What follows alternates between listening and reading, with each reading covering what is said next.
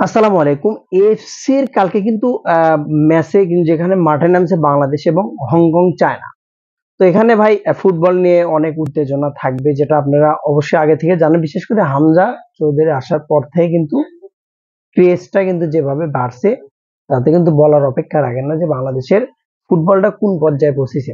তো একটা জিনিস স্পেশালি হংকং এর সাথে আমার যেটা জিনিস ভালো লাগছে, যে জিনিসটা ভেবে যে হংকং এর সাথে কিন্তু মিডফিল্ড, যেটা অ্যাটাকিং মিডফিল্ড, সেখানে কিন্তু হামজা চৌধুরী অ্যাটাকিং মিডফিল্ড অর্থাৎ স্ট্রাইকারের একটু নিচে অ্যাটাকিং মিডফিল্ডে কিন্তু খেলার সম্ভাবনা, এবং সে নিজে কিন্তু বলেছে। এবং কালকে কিন্তু পেস ব্রিফিং এ হামজা চৌধুরী কিন্তু বলেছে এটা, যে আমার খুব কষ্ট লাগে, এখন আমি খুব মিস করি যে আমার সেই গোলটা যদি হতে পারতো, তাহলে সেদিনে সেই গোলটা যদি হতে পারতো, তাহলে বাংলাদেশ সমতায় ফিরতো, ম্যাচটা হারতো না। তাকে এখন অনুশোচনা দেয়। এটা একটা কিন্তু সত্যি কথা, খেলার প্রতি ভালোবাসার টান। সমিত সোম কিন্তু অলরেডি দেশে ফিরছে, যেখানে ফাহমুদুল আগে থেকে অনুশীলন শুরু করেছে। হামজা চৌধুরীও আছে। তো সেই দিক থেকে অ্যাটাকিং মিডফিল্ডটা কিন্তু যথেষ্ট ভালো, যদি রাকিব হাসান থেকে শুরু করে সমিত সোম, ফাহমুদুল এবং নিচে হয়তোবা সম্ভবত মিডফিল্ডের যে ডিফেন্সিং মিডফিল্ড, সেখানে হয়তোবা সম্ভবত যে জিনিসটা সামলাবে এটা জামাল ভুঁইয়া। তবে কোচ ক্যারাবেরা কিন্তু যে কথাটা বলছে, টাকলু যে কথাটা বলছে, সুমিত সোম নাকি জার্নি করে আসছে, অনেক প্রেশানি, অনেক প্রবলেম, অর্থাৎ তাকে সে ম্যাচ খেলাবে কিনা, মিডিয়া থেকে যতটুকু পাইলাম সে ম্যাচ খেলাবে কিনা, এটা নিয়ে কিন্তু একটা বড় দুশ্চিন্তার ভিতর আছে। সুমিত সোমকে খেলাবে কিনা, তো এত বড় একটা প্লেয়ার বাংলাদেশের জন্য, বাংলাদেশের সাথে খেলার জন্য এত দূর থেকে আসে, তাকে যদি একাদশে না নামানো হয়, সেটা কিন্তু ভাই সত্যিকার অর্থেই মানা যাবে না, খুব দুঃখজনক। এবং এই ম্যাচটা আমি মনে করি যে ভালোভাবে কামব্যাক করুক বাংলাদেশ। বাংলাদেশ বর্তমানে 3 নম্বর কন্ডিশনে আছে গ্রুপ সি তে। তো 4 নম্বর কন্ডিশন ইন্ডিয়া, তো উপরের দিকে আছে কিন্তু হংকং।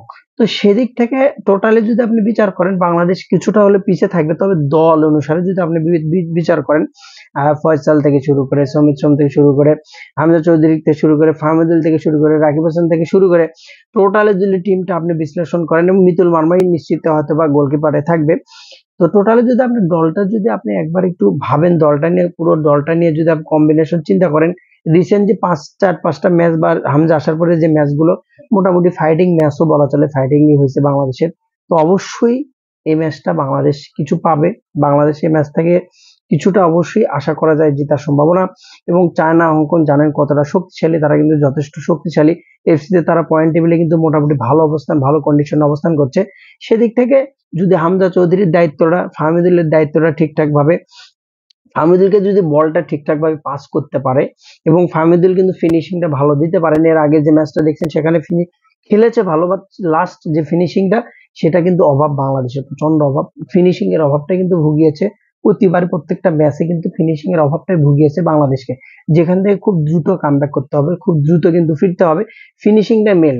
ফুটবল আপনি সারা মাঠে আপনি যদি 10 জন মেসিকে নিয়েও যদি খেলেন, এই যে best player world in the world, যদি 10টা মেসি কিনেও খেলেন, যদি গোল না ঢোকে, রেজাল্ট যদি শূন্য আসে, সেই রেজাল্টের কোনো ভ্যালু নাই, সেই ম্যাচের কোনো ভ্যালু নাই। সো ফুটবল খেলাটা নির্ভর করে গোলের উপর। আশা করছি বাংলাদেশ ঠিকঠাক ভাবে নিজেদের মেলে দেবে। ফুটবলের যে ক্রেজ, এই ক্রেজটাকে, টিকেটের যে প্রাইসটা সেটাও জানাবো। ক্রেজ যেটা, এটা অবশ্যই থাকবে। 400 টাকা জেনারেল, এবং এমনি নর্মাল ভেন্যু যেটা 400 টাকা করেছে, 2500 টাকা করেছে গ্রুপের হাউস ওয়াইজ যেটা, সেটা। তো টোটালে যদি আমি বিচার করি, যে হংকং এর সাথে বাংলাদেশ কিছুটা চাপে থাকলেও বাংলাদেশ আগে থাকবে, বাংলাদেশের ফুটবল আগে থাকবে। বাংলাদেশ ম্যাচে কামব্যাক করুক, এবং বাংলাদেশের দর্শক ফুটবলকে উপভোগ করুক, এনজয় করুক। ফুটবলের একটা ক্রেজ, যে ক্রেজটা, এটা যেন রয়ে যায়, থেকে যায়। অবশ্যই ফাহমুদুল এবং অবশ্যই সমিত সোম, অবশ্যই বলা চলে আপনার হচ্ছে যে হামজা চৌধুরীর হাত ধরে বাংলাদেশ আগাবে। তবে হামজার কাছে একটা গোল আশা করছি, অ্যাটাকিং মিডফিল্ডে খেললে হয়তো বা হামজা একটা গোল করতে পারবে। ছন্দ নিয়ে যদি বাংলাদেশ খেলতে পারে, ঠিকঠাক ভাবে ছন্দটা ধরে রাখতে পারে, অবশ্যই ভালো কিছু হবে। টাকলুকের বিষয়ে যদি বলি, টাকলুর প্ল্যানিং এ কিন্তু যথেষ্ট ঘাটতি আছে, অনেক ঘাটতি আছে। তো টাকলু যদি ঠিকঠাক প্ল্যানিং যদি না করে, জামাল ভুঁইয়াকে যদি আগের মতো এবারও যদি একাদশে না চালানো যায়, তাহলে কিন্তু খুব দুঃখজনক একটা বিষয়। সময় অপেক্ষা সবকিছু বলে দেবে। বেস্ট অফ লাক, ভালো থাকুন। দেখা যাক, enjoy your football match, China versus Bangladesh. সালাম আলাইকুম।